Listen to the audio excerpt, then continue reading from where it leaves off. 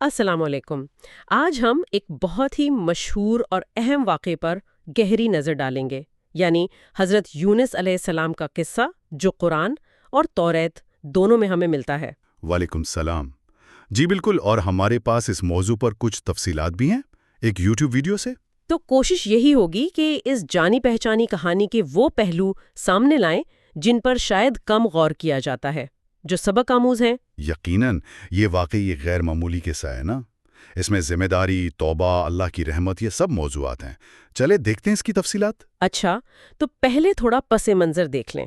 نینوا شہر تھا، آشوری قوم کا دارالحکومت، جی بہت بڑا تہذیب یافتہ شہر تھا اس زمانے کا۔ لیکن وہاں مسئلہ تھا بت پرستی کا۔ وہ لوگ آشور نامی بت کو پوجتے تھے اور بادشاہ کو بھی مطلب خدا جیسا درجہ دیتے تھے۔ صحیح، اور اسی قوم کی ہدایت کے لیے اللہ تعالیٰ نے حضرت یونس ابن متہ علیہ السلام کو بھیجا۔ ان کی عمر اس وقت کتنی تھی؟ روایت میں کچھ ہے؟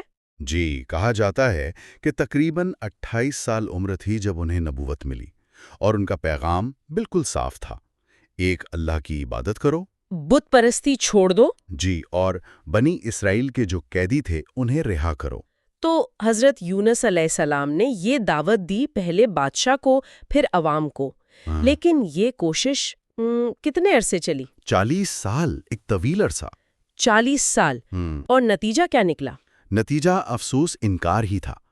قوم نے جھٹلایا، مانا نہیں بلکہ دھمکیاں بھی دیں۔ یہ تو بڑی آزمائش تھی۔ بالکل، جب قوم کی سرکشی بہت بڑھ گئی تو پھر اللہ کا حکم آیا حضرت یونس کے پاس کیا حکم تھا؟ کہ اپنی قوم کو خبردار کر دیں کہ 3 دن میں ان پر عذاب آنے والا ہے۔ اور حضرت یونس نے یہ اعلان کر دیا؟ جی انہوں نے اعلان کر دیا۔ اچھا، یہاں سے بات کافی دلچسپ ہو جاتی ہے۔ جی قوم نے پہلے تو مذاق اڑایا ہوگا شاید، لیکن پھر انہوں نے سوچا کہ بھائی یونس نے کبھی جھوٹ تو بولا نہیں۔ صحیح، تو انہوں نے انتظار کرنے کا فیصلہ کیا۔ سو چکے تھے، ظاہر ہے 40 سال کی محنت تھی۔ جی، اور وہ اللہ کی طرف سے واضح حکم کا انتظار کیے بغیر کہ اب آپ یہاں سے جائیں، وہ عذاب کی خبر دے کر وہاں سے چلے گئے۔ یعنی خود سے فیصلہ کر لیا انہوں نے؟ ایسا ہی لگتا ہے، شاید انہیں لگا کہ ان کا کام اب پورا ہو گیا ہے۔ یہ نقطہ بہت اہم ہے۔ کیوں؟ اس کے جانے کا کیا اثر ہوا؟ ان کے جانے کے بعد جب قوم نے عذاب کے آثار دیکھے، وہ کالے بادل وغیرہ، تو انہیں یقین آ گیا؟ انہیں یقین آ گیا کہ یونس سچ کہہ رہے تھے، اور انہوں نے فوراً سچے دل سے توبہ کر لی۔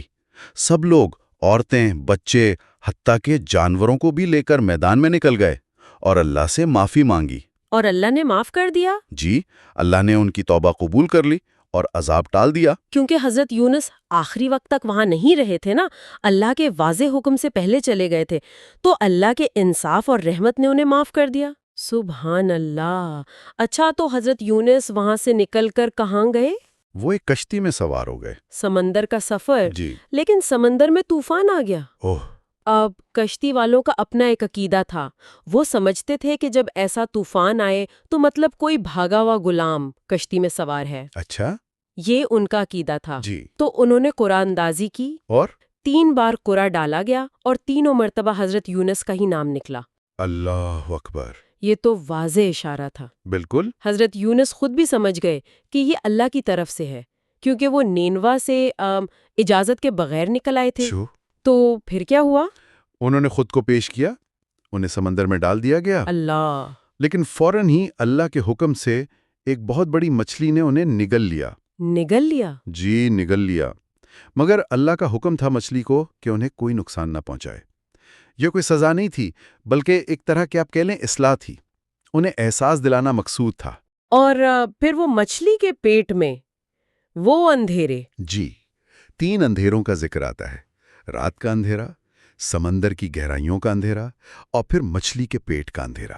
ان اندھیروں میں، تنہائی میں، انہیں اپنی غلطی کا، وہ جو جلد بازی تھی، اس کا احساس ہوا۔ بالکل، اور وہیں انہوں نے وہ مشہور دعا مانگی، لا الہ الا انت سبحانک انی کنت من الظالمین۔ جی، تیرے سوا کوئی معبود نہیں، تو پاک ہے، بے شک میں ہی قصورواروں میں سے تھا۔ اس دعا میں کتنی طاقت تھی! بہت زیادہ۔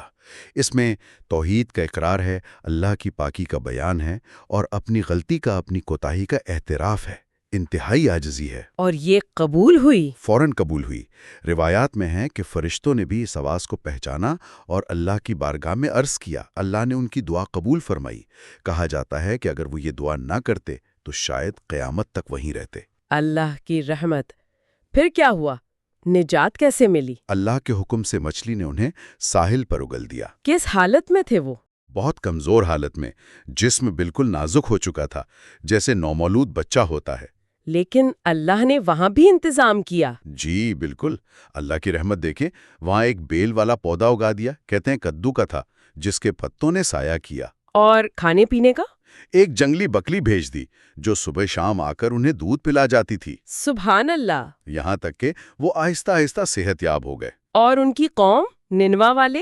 وہ انہیں ڈھونڈ رہے تھے، آخرکار وہ انہیں تلاش کرتے ہوئے اسی جگہ پہنچ گئے۔ انہوں نے پہچان لیا؟ جی پہچان لیا، اور پھر وہیں ان کے ہاتھ پر باقاعدہ ایمان لائے، اسلام قبول کیا۔ تو حضرت یونس علیہ السلام پھر واپس ننوا گئے؟ جی وہ واپس اپنی قوم میں گئے، ان کی رہنمائی کی، اور پھر وہیں ان کی وفات ہوئی۔ تو اس پوری گفتگو سے، اس قصے سے جو اہم باتیں سمجھ میں آتی ہیں وہ کیا ہیں؟ دیکھیں، سب سے اہم بات تو ذمہ داری کو آخر تک نبھانا ہے، اللہ کی مرضی کے مطابق، مایوس نہیں ہونا۔ اور توبہ کی قبولیت چاہے فرد کی ہو یا پوری قوم کی؟ بالکل، سچی توبہ اللہ فوراً قبول کرتا ہے، اور اللہ کی رحمت کی وسعت وہ تو ہر قدم پر نظر آتی ہے اس قصے میں۔ حضرت یونس کا جانا اگرچہ انسانی طور پر سمجھ آتا ہے مایوسی تھی، لیکن وہ ایک آزمائش بن گیا۔ جی، اور مچھلی کے پیٹ میں ان کی دعا اور دوسری طرف قوم کی توبہ، یہ دونوں ہی امید اور بخشش کی بڑی مثالیں ہیں۔ اس میں یہ بھی سبق ہے کہ ہدایت تو اللہ کے ہاتھ میں ہے، ہمارا کام بس کوشش کرنا ہے، پیغام پہنچانا ہے، نتائج اللہ پر چھوڑنے ہیں۔ بالکل صحیح، اور کبھی بھی کسی حال میں بھی اللہ کے رحمت سے نا امید نہیں ہونا چاہیے، بس شرط یہ ہے کہ بندہ پلٹ آئے۔ سننے والوں کے لیے شاید یہ سوچنے کی بات ہے کہ جب ہم اپنی ذمہ داریوں سے تھوڑا ہٹتے ہیں، چاہے نیک نیتی ہی کیوں نہ ہو، تو اس کے کیا اثرات ہو سکتے ہیں۔ جی، اور یہ کہ مشکل سے مشکل حالات میں بھی اللہ کے طرف واپسی کا، توبہ کا دروازہ ہمیشہ کھلا رہتا ہے۔